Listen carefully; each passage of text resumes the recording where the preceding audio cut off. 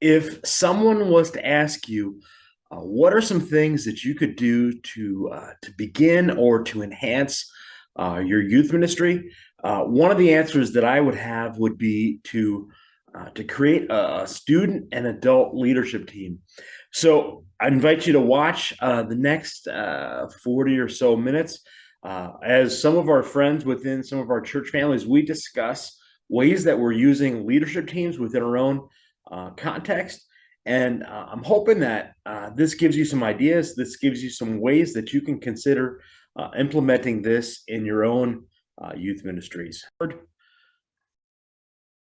All right, let's start by getting a little bit of intros from each of our panelists, hearing a little bit about who you are, your church, and the demographics of your church. Let's start with Josh. Josh, tell us a little bit more. Yeah, my name is Josh Nice. I'm from Minot, North Dakota at Our Redeemer's Church. I've got separate programs. I've got a junior high program and a senior high or a high school program.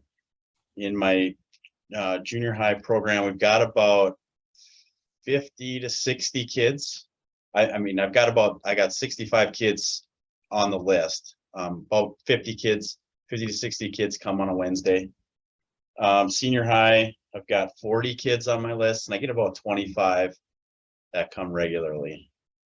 So, is there any? No, that's great. Conan, let's hear from you.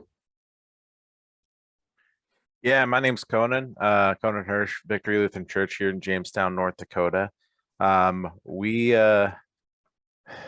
church probably is like between the 200 and 300 weekly attendance here.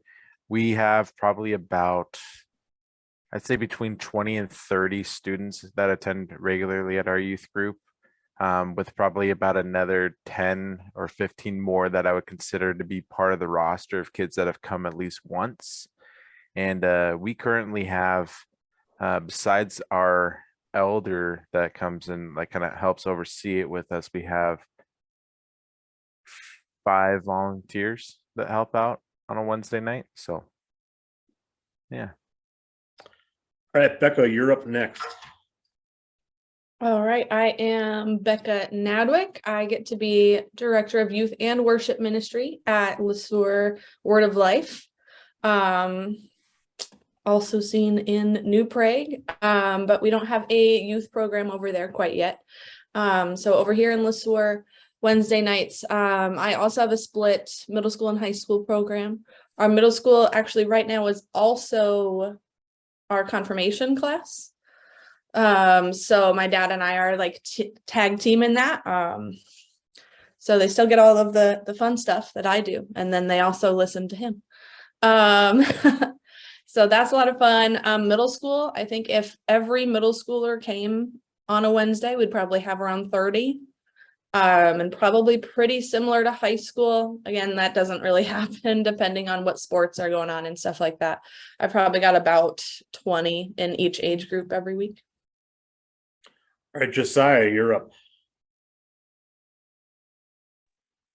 Yeah, I'm Josiah Milter. I am the youth and young adults pastor here at Bethel Church in Fergus Falls. Our age or how many students we have, I started just at the end of July for Big Al. So I kind of took the reins of the ministry that he helped build. But our junior high ministry, so we have junior high youth group that it happens right after school on Wednesdays. And that's probably between 50 and 70 kids on a weekly basis. And then after that, they actually have confirmation. We offer confirmation at 2 different times, either confirmation that's led by Pastor Rich after junior high youth group, or it's also offered on Sunday morning during the Sunday school hour too. So we kind of, if they want to stay after junior high youth group to do confirmation, or they can wait till Sunday and do that as well. For senior high youth group, we have around anywhere from 110 to 160 kids on a weekly basis. All right, Chris. Yeah, Chris Hartley from Emmaus Road Church in DeWitt, Iowa. I'm one of the pastors on staff here, and I get to lead much, if not almost all of our youth ministry. We have a group that we call 456, which is as you might imagine, fourth, fifth, and sixth graders. And we usually get anywhere from 10 to 15 of those kids every Wednesday after school. And then we also have confirmation after school as well with our 7th, 8th, 9th graders, but Pastor Brandon leads that confirmation group. And then on Wednesday nights, we also have youth group for 7 through 12. And that roster totaled out would probably be about 65, but it's pretty normal for us to have 35 on any given Wednesday to actually show up. And let's see here. Yeah, I think that's about it. Jordan. Hello, everyone. Pastor here in Colfax at Bethany Lutheran Church. Totally different situation, kind of between everybody else, it sounds like, but we have our church is about, we have about 60 some members. So a weekend, we typically see about 50. So our youth group is relatively small, but I would say Wednesday night, we offer confirmation is right away from middle school. Confirmation is right after school, 4 o'clock. And then we offer, I do a youth group at 6 o'clock that evening. So usually that group that is there for confirmation will also stay for our youth group as well. So I would say we probably have about 15 students that are a part of that. And then I also do, so it's kind of odd because we have a large group, a large number of those attendants that are coming are not a part of our church. The students just kind of come with another friend and they've stayed. So they're not a part of our church. So what I do is, and then Sunday nights, I do another one that's more just geared towards high school, because that group is such a diverse group between the middle school and high school that I felt like I was leaving out some of the important pieces for some of the high school. So Sunday nights at my own home, I open that up, and then I have a larger group that comes as well from outside of that. So that's kind of how we're doing it here. But I would say 15 students typically, and kind of by myself as the leader until we do event stuff, and then I can pull in some more help here and there. So Jordan, your group sounds the most like my group. I'm associate pastor at a church in Rochester, and we have 10 to 15 students between junior high and senior high. We do confirmation and high school youth group on Wednesday nights. We start together always. We do announcements and we do games together. And then half of the weeks we split and I teach the high school and the other pastor teaches the junior high. And then the other half of the year, I teach both. And it's kind of like confirmation 2.0 for the high school students, where we try to talk about some of the things that they did in confirmation, but in a little bit deeper of a level. Plus it's 3-4 years and some of them have heard some of the things. So we think it's still kind of relevant. Second question that I'll ask is related to how many leaders do you have per students? And since I'm talking, like, I've got 2 adult leaders and I've got 2 student leaders for my 10 to 15 students. So Jordan, what do you got for leaders? Leaders for me is typically myself, unless there's events. If there's events, then I can typically pull in other parents to help. For our son, like our I should say like Sunday school age, I have 2 people that serve for me in that capacity too. So both not parents, but both wonderful teachers. So those volunteers are for more young students, and then once middle school, high school, I have volunteers that will help if I ask, but not on a specific, not like on a weekly basis. I don't have them show up with me. So. Chris, what do you got for leaders? Yeah, so on Wednesday nights with 456, I have 1 adult leader, and oftentimes I would say high school students will want to come in and kind of play games and help out with them, and that's kind of on a rotating basis. Otherwise, for our youth group in the evenings, we have 4 adult leaders and 2 student leaders. The reason why we have those specific numbers for adults is because when we break out into small groups after large group discussion, we break up both guys and girls, and then within guys and girls we do like 7, 8, 9, 10, 11, 12. So we have two women who will lead those 2 separate girl groups, and then same thing with the guy groups. And yep. Becca, what about you? So middle school, I've got 3 adult leaders, two of them being my parents. And then we also have a handful of confirmation students that are not in middle school.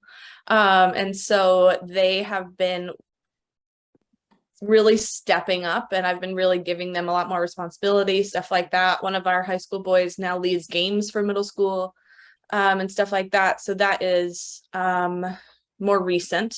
And then my high school, I have 3 adult leaders as well. So our ratio is about 1 leader per 8 students. Conan, how about you? What do you got for leaders? So I think I jumped the gun on this earlier, so I apologize. But I have 5 leaders. So it's myself, I'm on staff here. And then one of my elders, he helps oversee it. So it's him and I that kind of run the show. And then we have my wife, she helps lead the high school girls. And then I have another female leader that does middle school girls. So we do, since our school system here does 6th, 7th, and 8th grade as middle school, we have 1 girl leader for the girls that are in 6th, 7th, and 8th grade. And then we have 1 guy leader for the 6th through 8th graders. And then I take the high school guys. And then if we have a large number of like any of those kind of students, we have another leader that acts like a float leader that goes between either a high school guy group or a middle school guy group, depending on how many that we have. And then we have a same thing for the girls. Essentially, we have another float volunteer that is basically like if we have like 20 plus girls or something in like middle school, or if we have too many girls in the middle school group, then they'll split off into smaller groups. So that way, when we do break off for our small group time, everybody has an opportunity to talk and not have to be, rushed by the clock, essentially. Josh, how about you? Yeah, I forgot to mention I am the student ministry director here at the church. I've got between junior high and high school, I have 15 weekly leaders and a couple of floaters, fill-ins. I've got 9 because my junior high is quite a bit bigger than senior high. I've actually got 10 leaders in junior high, including myself, and we break into small groups, and we're about 7 students to 1 leader. It kind of averages out to be. And then senior high, I've got about 7 leaders, and I've got about 6 groups, or 5 groups. So a couple leaders kind of float, but I've got dedicated leaders to each of those groups, and then like I said, a couple of floaters. And I do separate guys groups and girl groups. I try and keep them broken down according to grade. Works better in middle school. High school, we kind of make it, we kind of keep some friend groups together, and we just kind of work with the dynamic between students. Yeah. Okay. All right. We've kind of heard a little bit about like how you're all doing youth ministry and then, some of the dynamics and some of the ways that you're set up. What would you say are some of the wins that you've had because you're using leaders? And obviously we're all using leaders in a different fashions, but what are some of the wins that you've experienced?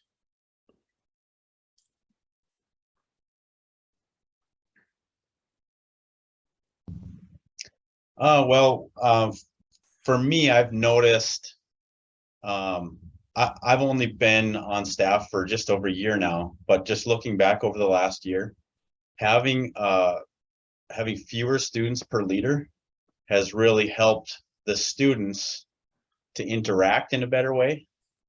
And I've heard more students saying like, I really love coming.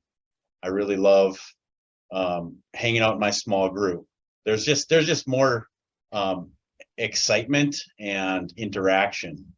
And whereas last year I had some smaller groups in my high school where I've got, which is kind of counterintuitive to what I just said, but you get a good number of students where it's like 5 to 7 instead of 2 in this group, or 30, you get a good number, and there's more willingness to open up, but there's more time to open up, if that makes sense. And then getting, one thing I'm encouraging my leaders to do is following up with the students that missed a week. because I think long-term, we're seeing more kids coming back, not feeling like, oh, I haven't been there in a while. It's awkward to come back because I've missed this, missed that. They're never really falling out. They're not unplugged because somebody's reaching out to them outside of our normal Wednesday night context. So for me, I'll be able to learn that more effectively long-term, but for now it seems to be definitely a win. So.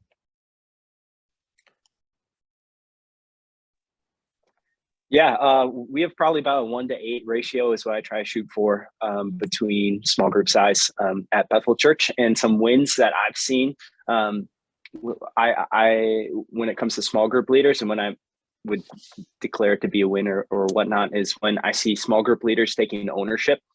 It's one thing that I've heard before is when it comes to, especially with Bethel and this new job that I'm learning so much, the importance of being a multiplier. And so when those small group leaders take ownership over their small group, take ownership over the lives of the students, being connected with them, pouring into them, not only at youth group, but also outside youth group as well. That's a huge win when they take ownership. And the other thing is another win that I've seen with small group leaders and using small group leaders is God's made us all uniquely. And sometimes small group leaders, one type of small group leader will connect with a kid that maybe I don't connect with well, or a different small group leader doesn't. So I think it's cool the way that we can use the different personalities and different gifts and abilities that God's given us, and those leaders connecting with different types of students as well. Okay, so we're talking about leadership, and you've named that in various capacities you're all using leaders different ways, but how? That's the question that I want to ask. How are you using small group leaders? Is it, they're there for, like, we've got one guy on Wednesday nights, he's not one of my small group leaders, but he's there to monitor the doors to make sure that nothing. We've had some issues where security. We've got those that are there for small groups. That's their job, is to lead that. Relational, like, how are you guys using it? So I'll just open the floor for you guys. How are you using your leaders? So I'd say during my middle school and high school ministries, my leaders are predominantly relational ministry as well as just organizational. Like I mentioned, getting those high school students that are in confirmation to kind of get to lead like games and stuff like that. During middle school, actually our 4th and 5th grade ministry is happening at the same time, which is also under my umbrella. But obviously I cannot be in 2 places at once. So that is actually a completely volunteer driven ministry, which has been actually really crazy cool. Historically, we've had a little bit of trouble filling that role because 4th and 5th graders are the way that they are. And they're super fun. But we've had trouble filling that role. But this time around, now I think I specifically asked 2 people. And now since then, I have run 6 background checks for people that want to be in that room on Wednesdays. And so they're like overflowing with leaders that want to spend time with them. And it's completely volunteer led, as is our middle school and high school Sunday school on Sunday mornings. It's completely volunteer led. So I'm using student leaders specifically for, and granted, these are highly responsible, highly trusted student leaders, but I'm using them to run social media accounts for us. And they just absolutely love it. So what I'll do specifically is there's a Snapchat group for our high schoolers, and I'm not in the group because I want kids to feel free to interact with that without the pastor being in the group. And so I stay out of that group, but what I do is I'll shoot a message to my student leader who runs that group, and I'll say, hey, here's what's going on Wednesday night. Here's our theme for the night, because we do theme nights. Like last night was Pink Out Night. And here's the food that we're going to have. Here's a game that we're going to play. Here's what we're talking about, and my student leaders do a great job of helping pump up the other students to really get there and want to go. We've started doing this thing where we'll take random photos and videos throughout all of our youth events. And then monthly we'll create highlight videos. And the student leaders create and edit those videos, and they just absolutely love it. The kids love seeing themselves up on the screen and having fun and stuff. And so that's how I'm primarily using student leaders. I suppose there's one more thing with them. We do meet as a leadership group fairly somewhat regularly at this point, and I love hearing their feedback, because obviously they're experiencing things within their peers, and they're hearing things that us adults will never hear. And so we kind of get the inside track on how the kids are really feeling about things, and that's also really helpful. My adult leaders, they're primarily being used on that relational level for specifically when kids are in the building. But what's been really cool about that is then when these kids come on a Sunday morning and they see their small group leader, like, they instantly have another adult to connect with, and, you know, outside of the pastors. And I love that. And in our, gosh, I can't say enough good things about our student leaders. They also encourage our kids to get to be a part of the band and all sorts of stuff. And so, yeah, our student leaders are wonderful, and they are handpicked. Not anybody just gets to kind of come in and do that. I ask them, you know, quite separately from anything else. It's not a public thing. We don't talk about it at youth group, like, oh, hey, here's your student leader. Like, we don't talk about it. They just quietly serve. And so they do a great job. I would say ours is the same way. I'd say kind of like yours, Chris. I use a lot of high school students to help with any leadership thing. A lot of students I'll use will help, like kind of like Becca too, like run games. They'll help plan things, help put things together. Just like Chris said too, we also have we have an Instagram page, and I have one student leader that takes ownership of that and helps out. Otherwise, it's more relational, very relationship based. So our younger kids that are coming in are middle schoolers. I have an opportunity to build relationships with them, and then the high school students, and those high school or those middle school students then grow up to be these leaders that I can call on as well. And the same thing, trusted people that I've seen with gifts or talents that we can kind of utilize, but are very solid and just wonderful student leaders.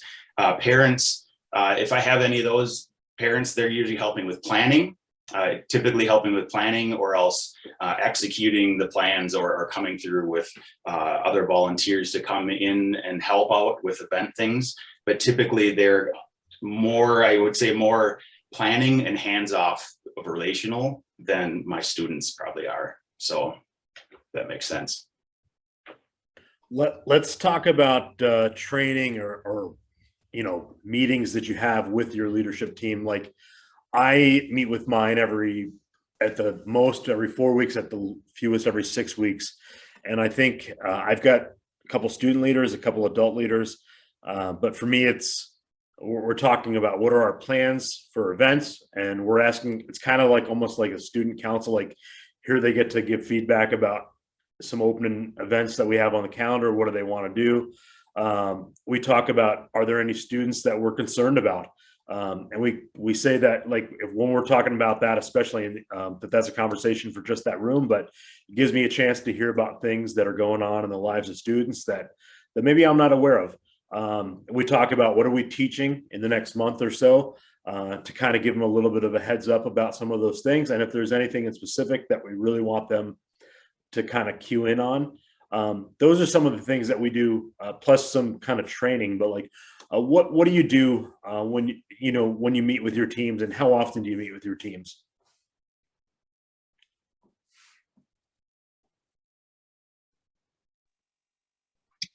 So I do an in-service once a month, first Wednesday of every month. It's about 45 minutes before youth group starts.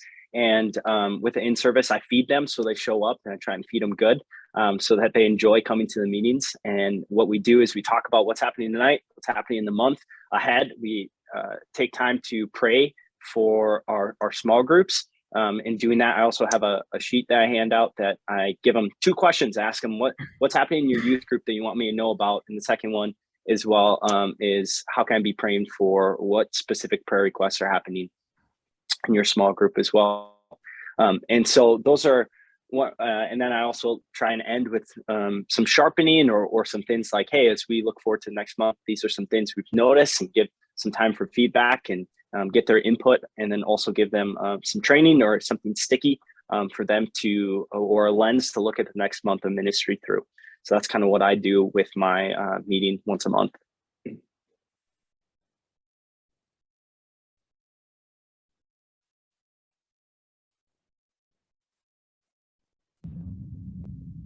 Yeah, I'm trying to meet with my leaders 4 to 6 weeks, where we do it after church on a Sunday. And that was just, we decided on that as a group of leaders, the most reasonable time for them to do it. Yeah, just talking about, I think it's what's going on in your small group, what are struggles, and what's nice about being able to meet as a group of leaders is there's different things that they're struggling with that my other leaders can help either give suggestions or just come alongside them, versus them just coming to me or me prying out of them what's going on and how can I help, when I may not be able to help with the situation particularly that they're going through. And it also is good when we share encouraging things, what's good that you've seen in your small group in the last month, and being able to bounce those ideas around, I think has been helpful. I think when you're in your own little group week after week, it's easy to go, oh, well, that group sounds like everything is going great. My group, this is always a problem. And when you get to share those things, when leaders get to talk to each other about those things in a non-complaintive way, and it's encouraging to go, oh, okay, I'm not the only group that has a hard time settling my kids down to get to the lesson, or whatever it is. So that's the only structure I have as far as feeding into leaders. As of now, we don't do any retreats or training seminars. I think those could be valuable, and in the future I'm looking to those things, but for right now, that's the commitment we have.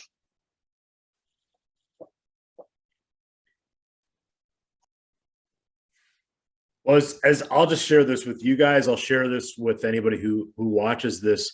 2 resources that I found to be quite helpful for like leading small group meeting, or for leading leaders meetings times.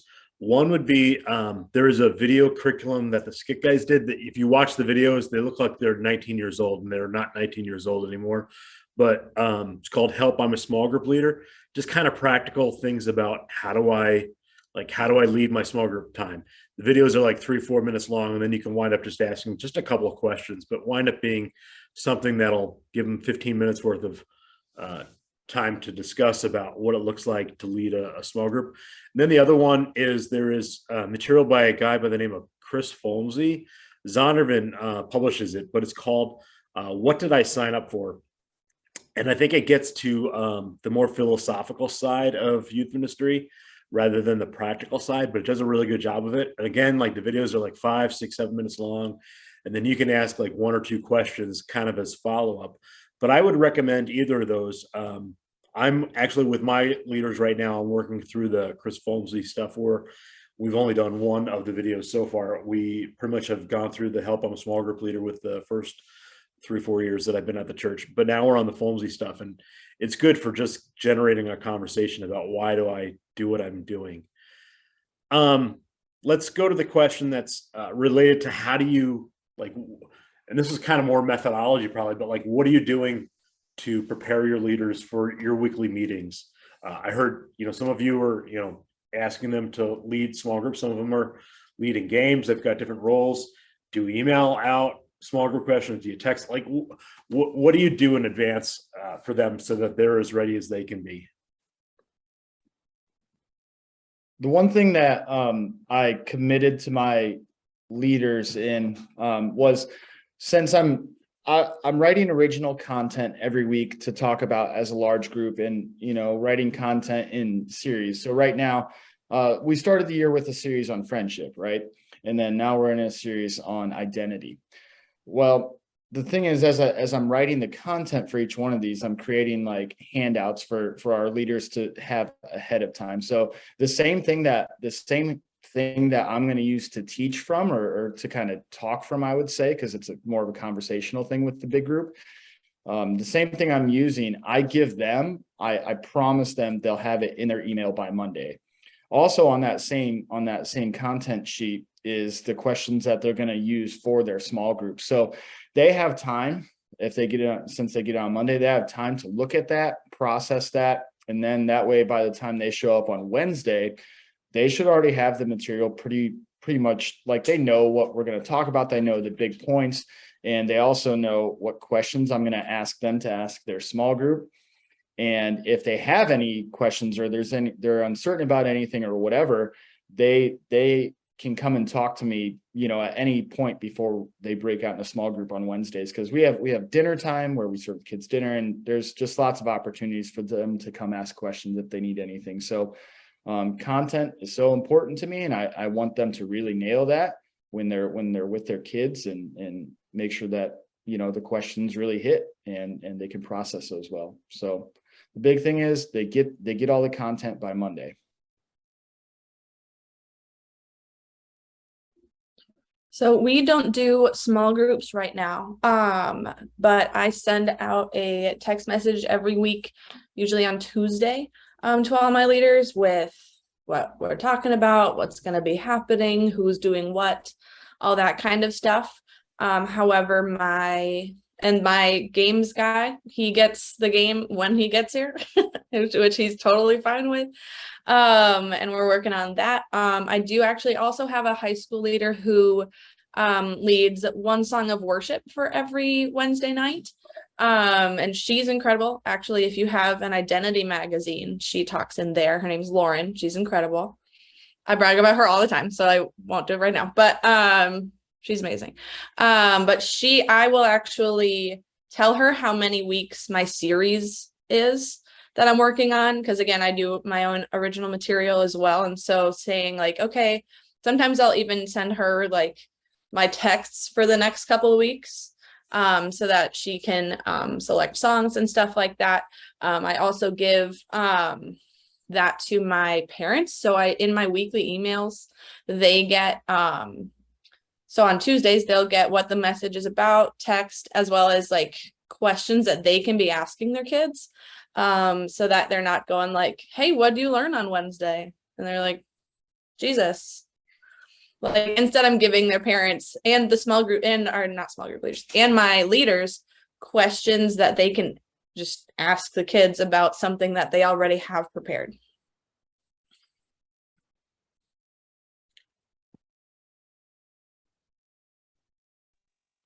I use a platform called GroupMe, and I found that to be helpful because sometimes if you don't all have iPhones, it gets a little messy with liking messages and whatnot. But GroupMe does a great job of, I can upload documents to it, can do events in there. So I can throw an event out a month out that has reminders so that they're being reminded of that, and also being able to RSVP through that as well. So the other thing that I try and do is with one of our interns, we set up a volunteer grid at the beginning of the month, and we send that out to our small group leaders through the GroupMe so that they know they all have different roles, from serving snack to being on the welcome team to worship team to games. So they know coming into that. And then that week of, on Monday, we reach out to them, let them know what that role looks like. What are the songs being played? What's the game being played? Answer questions that they might have, and then also uploading small group questions by Monday or Tuesday as well for them to be aware. And hopefully during that in-service meeting, talking about like what each week is going to look like, and then giving them a refresher and doing that. So kind of the parent email that I send out at the beginning of the week, I also kind of change a little bit and send that to my volunteers as well, so that they know what's going to happen, so that exactly they can come alongside and they have time to process and pray through it and be equipped. All right, I think I've got 2 questions left, and the last one is really just kind of wrapping this all up. But all right, so we're not going out onto the street corners and just begging people to come and to volunteer with us. We're trying really hard to find good quality people that love Jesus who can make a commitment. So I guess the question that I want to ask is, like, how do you recruit volunteers? What type of time commitment are you asking of them? What application steps do you give? I've heard background checks. What do you do for background checks? So speak to any of those things that you want to.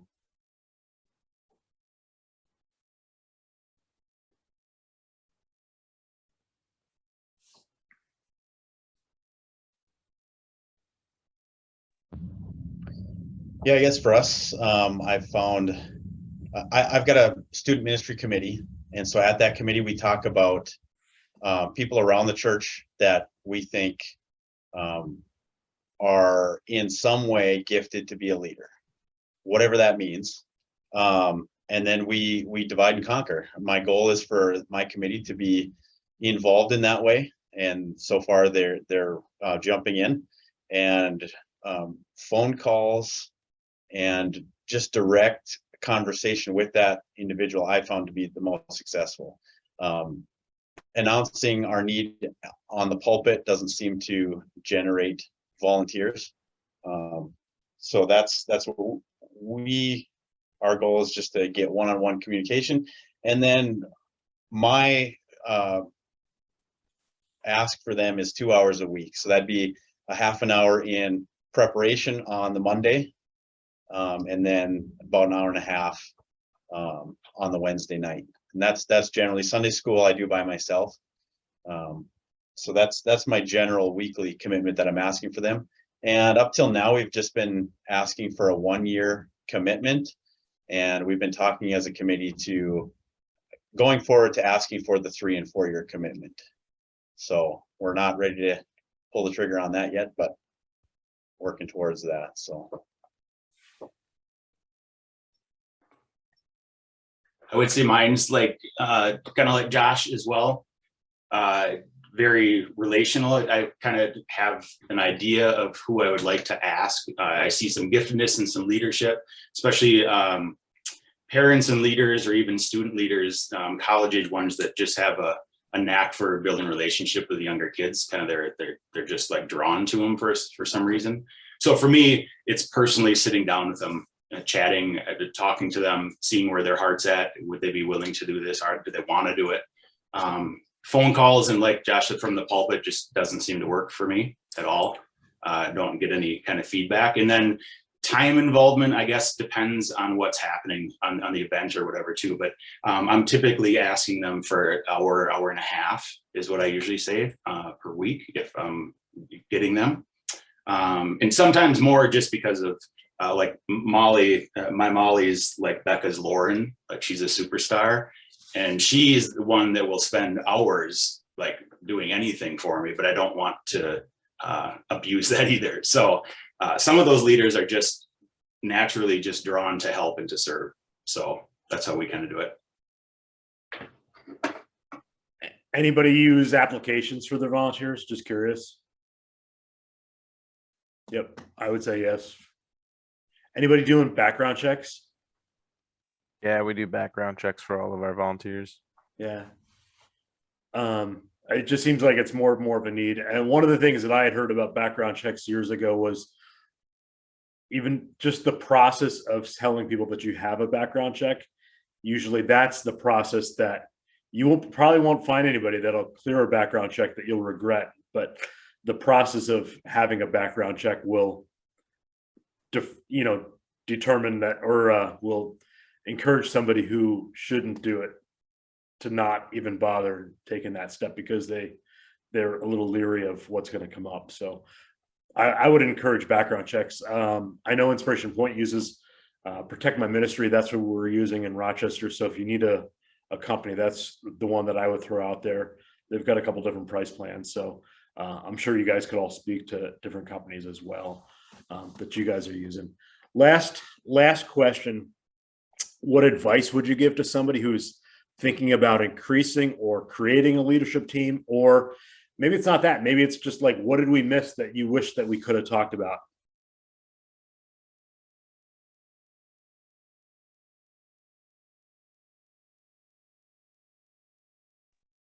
I'll just say that for us, we've had a lot of success in All of it's starting with discipleship, like I feel like that feels obvious most of the time, but I didn't ask anyone to volunteer if I hadn't like had several in-depth conversations with them, like that. They know me, I know them, and we're partnering together in this ministry. And I have found in my almost year here that like that's really created a lot of pathways for healthy communication, and that they feel more comfortable asking me for help. They feel more comfortable telling me what's really happening, and how they really feel about stuff, especially with my student leaders. Like, I'm going to use Lauren as an example again. Like, she is in charge of worship on Wednesday nights for high school worship. So if she's not, but it's her responsibility. So if she's not feeling up to it or she can't make it, we don't have worship. And I gave her that responsibility, but she also asked for it. And the discipleship of her has been like a huge part of that, as well as our high school students that are now in confirmation. So they're in middle school on Wednesdays. The relationships that I have with them are the starting point, not the goal, if that makes sense. So that's been huge for us. Yeah, if I was going to say two quick things. First one with like getting volunteers. I think it's totally okay to shoot your shot or go for it and go ask people. And a question that, the worst thing they can say is no. And if they say no, a follow-up question can be, do you know anyone who might be interested, and kind of putting it back on them. And that sometimes can be really helpful. But yeah, meeting them in person, spending some time with them, getting to know them, make sure that you want them a part of your team, and then starting the application process with them is so important. But I think when it comes to volunteers in your youth ministry too, there's nothing more debilitating than not having a clear vision or the resources that they need. So both of those things are so important when it comes to volunteers. You got to give them clear vision. They have to know what's expected of them, help recast that vision on a monthly basis, remind them when there's wins, point out the wins and celebrate those. When there's sharpening or things to, change or whatnot, do it in a personal one-on-one way and talk to them and thank them, give them, but also the resources exactly like if they need something that Big Al did that I've been continuing to do is like getting Fergus Falls school passes and Hillcrest passes for all our volunteers. So they have what they need to go to their students' games, or if they're going out for ice cream, exactly, getting gift cards or other things like that, and give them the resources that they need, cast a clear vision. That's going to be really helpful to them.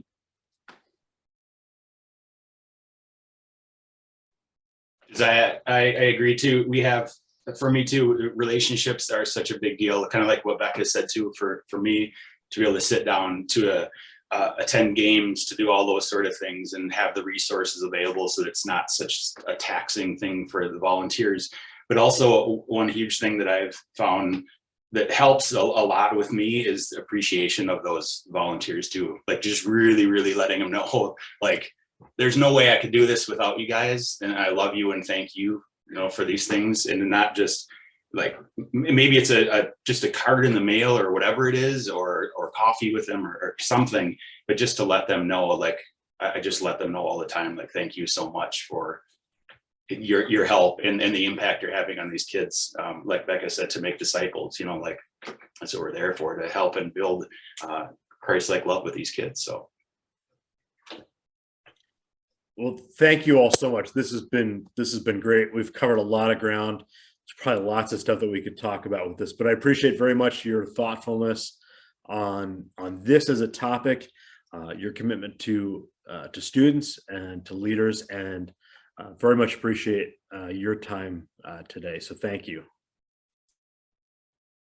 So thanks for watching. I hope that has been just a valuable time for you, that's given you lots of ideas, lots of ways that you can see the value and the impact that a leadership team can have within your student ministry. If I can ever point you to any resources or ever give you any other ideas or help in any way, I would welcome that opportunity as well. So thanks for watching, and thanks to our friends for being a part of this.